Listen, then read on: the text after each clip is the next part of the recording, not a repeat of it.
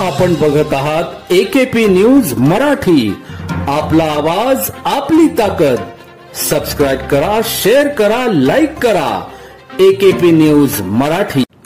नाशिक शहर police आयुक्तालयातील Panchavati police Thane हद्दीतील काळाराम मंदिराच्या पूर्व गेट समोरील मूर्तीच्या दुकानातून महालक्ष्मी देवीची मूर्ती चोरी करणाऱ्या संशयिताला जेरबंद करण्यात पंचवटी गुन्हे शोध पथकाला यश आले आहे।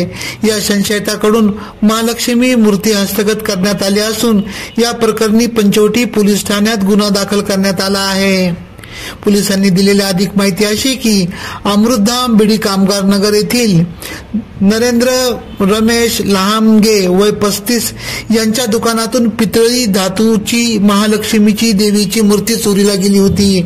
या प्रकरणी पंचवटी पोलीस ठाण्यात गुन्हा दाखल करण्यात आल्यानंतर पोलिसांनी चोरट्याचा माग काढण्यास सुरुवात केली। या दरम्यान पंचवटी गुन्हे शोध पथक गोदाघाट परिसरात गस्त घालत असताना मूर्ती चोरणारा संशयित गंगाघाट येथे असल्याची माहिती त्यांना मिळाली। त्यानुसार गुन्हे शोध पथकाचे अधिकारी अंमलदार यांनी सापळा रचून संशयित अन्सार रहीम अख्तर वय 36 राहणार हुसेन चौक मनमाड जिल्हा नाशिक यास ताब्यात घेतले। त्याची कसून चौकशी केली असता त्याने गुन्ह्याची कबुली दिली। या संशयिताकडून 21,000 रुपये किमतीची पितळी महालक्ष्मी देवीची मूर्तिगत हस्तगत करण्यात आली। या प्रकरणी पोलीस हवालदार AN शिंदे अधिक तपास करत आहे।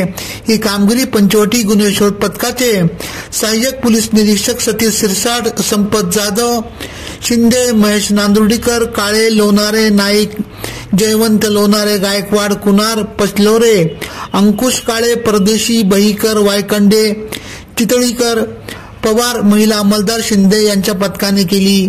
AKP न्यूज साठी ब्युरो चीफ अनवर खान पठाण, नाशिक।